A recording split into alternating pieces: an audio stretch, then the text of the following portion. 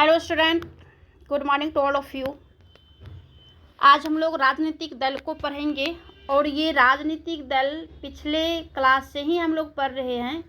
पिछली क्लास में हम लोग राजनीतिक दल के बारे में पढ़े, इसकी परिभाषा को जाने, इसकी विशेषता को पढ़े। आज जो हम पढ़ने वाले हैं राजनीतिक दल के निर्माण का आधार पढ़ेंगे। आखिर जो राजनीतिक दल होता है इसका निर्माण कैसे होता है, ठीक है। ये क्वेश्चंस में आता है कि राजनीतिक दल के निर्माण का आधार जो है लिखें। तो राजनीतिक दल के निर्माण का आधार अगर हमें पूछता है तो ऐसा नहीं है कि सिर्फ निर्माण का आधार ही लिख देंगे। राजनीतिक दल के बारे में पहले जो है पूरा इंट्रोडक्शन लिखेंगे, परिभाषा लिखेंगे, इसकी विशेषता को भी लिखेंगे। विशेषता को दर्शाते हुए अगर राजनीतिक दल का आधार पूछा है तो हमें जो है आधार लिखना है, निर्माण का आधार, कि राजनीतिक दल जो है इतना जो वृद्धि हो रहा है राजनीतिक दल में, आखिर इसका निर्माण कैसे होता है, ठीक है। राजनीतिक दल का जो निर्माण होता है वो सबसे पहले मानव स्वभाव के आधार पर, ठीक है। पहला जो है मानव स्वभाव के आधार पर राजनीतिक दलों के निर्माण का आधार होता है। वो कैसे होता है कि राजनीतिक दल के निर्माण में मानव का जो स्वभाव है वो बहुत बड़ा हाथ होता है। एक तरह से कहिए विचारधारा, ठीक। कुछ जो व्यक्ति रूढ़िवादी तरह के होते हैं, कुछ जो है किसी प्रकार के परिवर्तन नहीं चाहता है राजनीतिक दल में। जैसे कि इंग्लैंड में अनुदारवादी दल है, वो किसी प्रकार का जो है परिवर्तन नहीं चाहता है, वो चाहता है जिस प्रकार से है इसी प्रकार से चलते रहे। एक होता है रूढ़िवादी राजनीतिक दल। तो रूढ़िवादी क्या चाहता है कि जो परिवर्तन नहीं चाहता है तो वो जिस प्रकार से है उसी प्रकार से चलने देने के मूड में रहता है। लेकिन जो रूढ़िवादी है वो क्या चाहेंगे कि नहीं, जो पौराणिक परंपरा जो है हमारे दल में या हमारी राजनीति में जो चला आ रहा है, हम उस पौराणिक परंपरा को हम फॉलो करेंगे। तो क्या होगा, लोगों के मन में जो है विचार आएगा और इस विचार के आधार पर क्या करेगा कि अपना दल बना लेगा कि नहीं, ये जो है किसी प्रकार का जो है चेंज नहीं करता है, परिवर्तन नहीं करता है, हमें जो है इस दल को छोड़ करके हमें अलग पार्टी बना लेना है, अलग दल बना लेना है। तो क्या करता है, वो अलग दल जो है बना भी लेता है, ठीक है। दूसरा जो होता है वो चाहेगा कि पूरी तरह से परिवर्तन हो जाए, यानी कि पूरी तरह से परिवर्तन। जैसे कि जो है चीन में जो है उसको पूरी तरह से बदल देना है, ठीक है, जिसमें कि मार्क्सवाद आता है, लेनिनवाद आता है, ये जो है पूरी तरह से बदलने के मूड में रहता है। दूसरा एक आता है उदारवादी। उदारवादी क्या चाहते हैं कि परिवर्तन तो हो लेकिन धीरे धीरे हो, समय के अनुसार हो, धीरे धीरे परिवर्तन हो। और उदार मीन्स मतलब हो गया कि उदार, लिबरल, किसी भी तरह का जो है हार्ड परिवर्तन नहीं, हार्ड नियम कानून ऐसा नहीं ले आए कि पूरी तरह से जो है ध्वस्त हो जाए, ठीक है। एक होता है कि नहीं, हमें प्रतिक्रियावादी देना, यानी कि पूरी तरह से जो है हमें क्या करना है, उसका प्रतिक्रिया करना है, जो है उसके मतलब उसके अगेंस्ट में जो है हमें क्या करना है। तो इस प्रकार से जो है जैसे कि लेबर पार्टी है इंग्लैंड में, तो ये जो है यानी कि ये मूल रूप से हो गया कि मानव स्वभाव के आधार पर राजनीतिक दल का निर्माण होता है, मानव विचारधारा के आधार पर राजनीतिक दल का निर्माण होता है। दूसरा जो होता है आर्थिक आधार पर। आर्थिक आधार पर जो है राजनीतिक दलों का निर्माण हो जाता है। आर्थिक जो स्तर होता है उसमें भिन्नता के कारण जो है दिखता है कि कोई आदमी बहुत पूंजीवादी है, पूंजीपति है, और उसी के नीचे जो है बहुत सारा आदमी जो है इसके अपोजिट में है, यानी गरीब है, भूखमरी है। तो ये क्या करेंगे कि आर्थिक असमानता जो देखा तो ये क्या करेंगे, एक दल बनाएंगे कि नहीं, मेरे जो जितने भी भूमिहीन है या गरीब है या भूखमरी वाला जो लोग है इसका प्रतिनिधित्व तो हम करेंगे। और इस तरह से क्या करता है कि वो अपना एक इस तरह के जो है दल बना लेता है। दूसरा पूंजीवादी भी होता है, जो बहुत ज़्यादा अमीर है वो भी जो है अपना पार्टी बना लेता है। अमीर है, अमीर के बल पर जो है बना लेता है कि अमीर लोगों का जो है इसमें जो है हमें प्रतिनिधित्व करना है। ठीक है, बहुत प्रकार से होता है। आगे है धार्मिक आधार पर भी हो जाता है। धार्मिक आधार पर भी जो है दल बनाता है। मुस्लिम लीग जो है धार्मिक आधार पर बनाया, हिंदू महासभा जो है धार्मिक आधार पर बनाया, शिवसेना जो है धार्मिक आधार पर बनाया, और बहुत सारे ऐसे हैं जो है हनुमान के नाम पर भी बनाता है, राम के नाम पर भी बनाता है, कृष्ण के यदुवंशी लोग हैं। तो बहुत प्रकार के जो विचारधारा के लोग हैं वो धर्म के आधार पर, संप्रदाय के आधार पर, संप्रदाय के नाम पर भी जो है वो क्या करते हैं, दल बना लेते हैं। तो ये निर्माण का आधार है। ठीक है, धार्मिक आधार। अगला पॉइंट है व्यक्तिगत हित। अब किसी व्यक्ति को अपने हितों की पूर्ति के लिए अगर वो सक्षम है तो वो भी दल बना लेता है। आगे है प्रादेशिकता के आधार पर, अपना अपना प्रदेश के आधार पर बना लेता है दल। कैसे प्रदेश के आधार पर बनाता है? जैसे कि हम लोग जानते हैं, सब लोग जानते हैं कि जब देश आज़ाद हुआ तो एक ही पार्टी था, कांग्रेस पार्टी केंद्र में, और हर एक राज्य में भी कांग्रेस था। लेकिन धीरे धीरे जो है हर एक जो प्रदेश है, जो राज्य है, अपना अपना राज्य में अपना अपना जो है दल बनाने लग गया। जैसे कि बिहार है तो बिहार में क्या क्या है, बिहार में राजद ने बनाया जिसका प्रतिनिधित्व लालू यादव करते हैं। जदयू जनता दल यूनाइटेड बनाया जिसका प्रतिनिधित्व नीतीश कुमार करते हैं। ठीक है, शिवसेना महाराष्ट्र में जिसका प्रतिनिधित्व आदित्य ठाकरे, ठीक है, किए। उसी प्रकार से तृणमूल कांग्रेस है जिसका प्रतिनिधित्व पश्चिम बंगाल में ममता बनर्जी करती है। समाजवादी पार्टी यूपी में जिसका प्रतिनिधित्व मुलायम सिंह यादव किए। तो इसी प्रकार से अपने अपने क्षेत्र में अपना अपना जो है क्षेत्र के आधार पर जो है दलों का निर्माण किया। ठीक है, आगे है कि राजनीतिक दल जो है कई प्रकार के जो है आधार, निर्माण का आधार बनाया। तो ये आधार रहा। आगे जो है हम पढ़ेंगे राजनीतिक दल का कार्य क्या है, आखिर ये क्या क्या काम करती है। कार्य में है राजनीतिक चेतना का प्रचार करता है।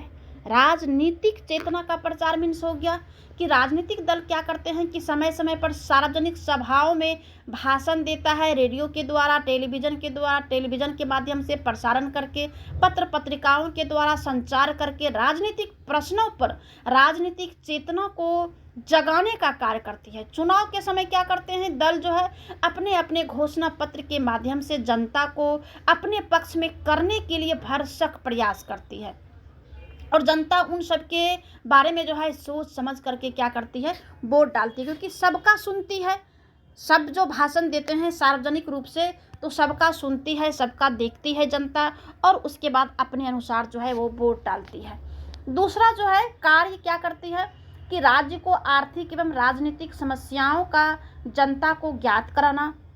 राज्य जो है यानी कि जो राजनीतिक दल है वो क्या करती है, जनता को आर्थिक के बारे में, राजनीतिक समस्या के बारे में उसको जो है ज्ञान देती है। कैसे देती है और कौन देती है? अब जो रूलिंग पार्टी है, जो रूल कर रहे हैं यानी जो सत्ता में है, जो गद्दी पर बैठे हैं, ठीक है, वो क्या काम करती है, अच्छा करती है या खराब काम करती है।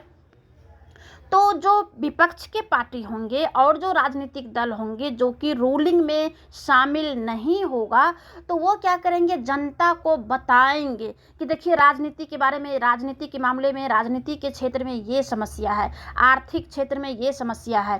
ठीक है, जैसे कि उदाहरण के रूप में जो राफेल डील हुआ, राफेल डील फ्रांस से जिसके भी माध्यम से सरकार ने किया, कितना में किया और फिर कितना कमीशन लिया, कितना क्या किया, इस बीच में क्या क्या हुआ, तो इसके बारे में हम लोग या आप लोग कैसे जानते, या कोई भी जनता कैसे जानती, नहीं जानती।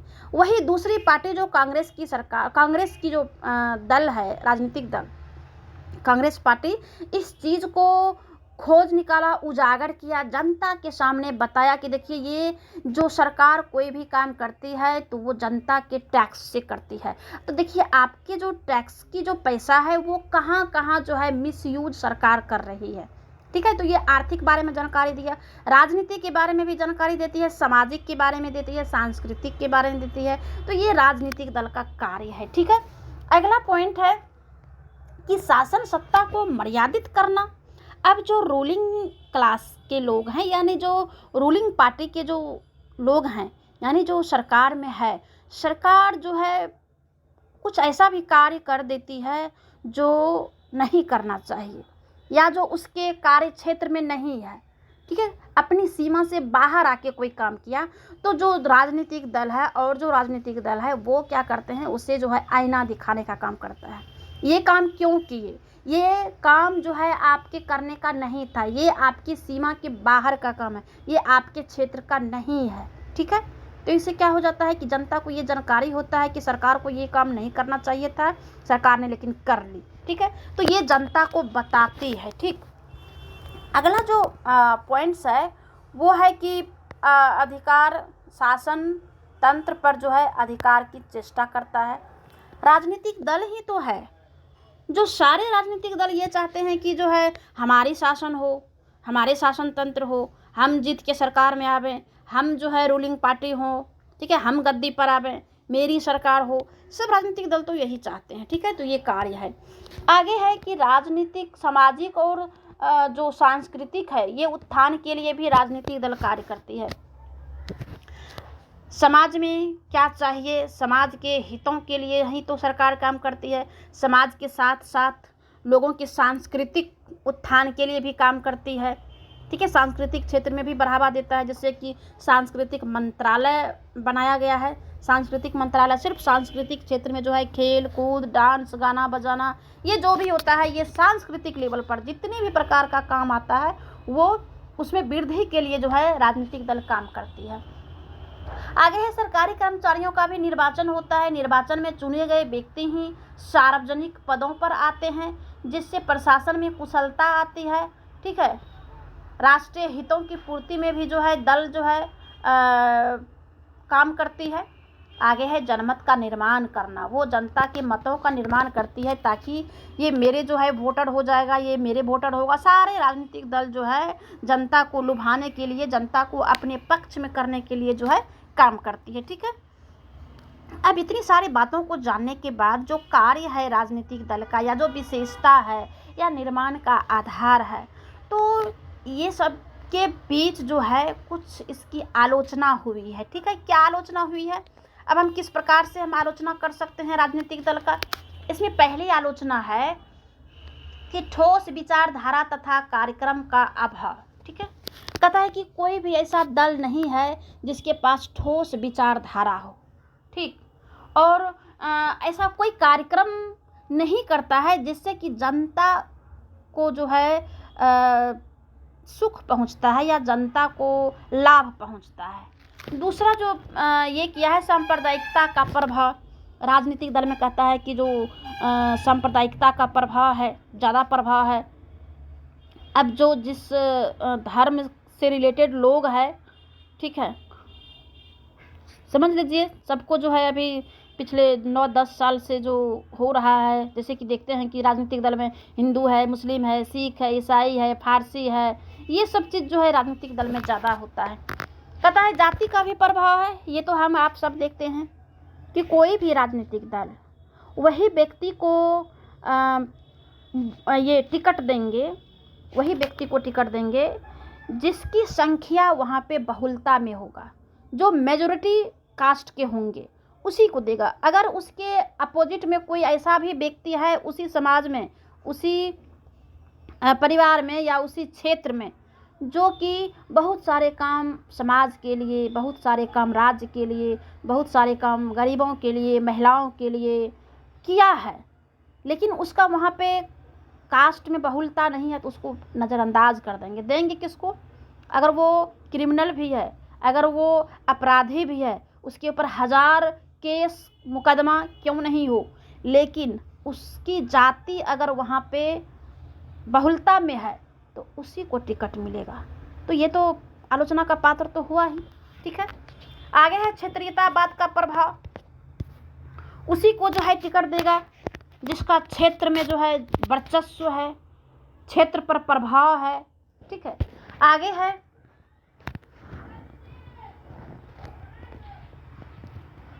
काले धन का भी प्रभाव है। ये तो बहुत सारा जो है, अब जो जैसा कि हमने कहा कि अगर कोई व्यक्ति ऐसा है जिसके पास पैसा नहीं है लेकिन शारीरिक मानसिक रूप से समाज के हित के लिए काम करते हैं, लोगों के हित के लिए काम करते हैं, महिलाओं के हित के लिए काम किया है, ठीक है, छोटे वर्गों के हित के लिए काम किया है, यानी कि किसानों के हित के लिए काम किया है, लेकिन उसके पास पैसे नहीं है, तो उसे भी राजनीतिक दल क्या करते हैं, नज़रअंदाज कर देते हैं, उसको टिकट नहीं देंगे, उसे राजनीति में आना बहुत कठिन है। ठीक है। आगे है राजनीति का अपराधीकरण बहुत सारा हुआ है। राजनीति में देखिएगा कि जो व्यक्ति सांसद है, एमएलए है, एमपी है, कोई व्यक्ति ऐसा होगा जिसके ऊपर जो है बहुत सारा मुकदमा भी रहेगा, फिर भी वो राजनीति में जो है अच्छे तरीक़ा से है जी रहा है, ठीक है, अच्छे तरीक़ा से जो है वो काम कर रहे हैं। बहुत सारे ऐसे लोग हैं, आप अगर गिनना चाहेंगे तो कोई ऐसा नेता मिलेगा जिसके ऊपर कोई अपराध ना हो, कोई ऐसा मिलेगा। ठीक है। दल बदल की प्रवृत्ति तो देख ही रहे हैं, दल बदल की प्रवृत्ति जो है राजनीतिक दल में है, ये जो आलोचना का पात्र है। ठीक है। दल बदल की प्रवृत्ति, अगर सब लोग जो है, सब राजनेता जो है यही चाहेंगे कि हम जो है रूलिंग पार्टी में रहें, जो रूल कर रहा है, जो सत्ता में है उसके साथ रहें, जिसके लिए क्या करता है वो दल को बदल लेता है। ठीक है।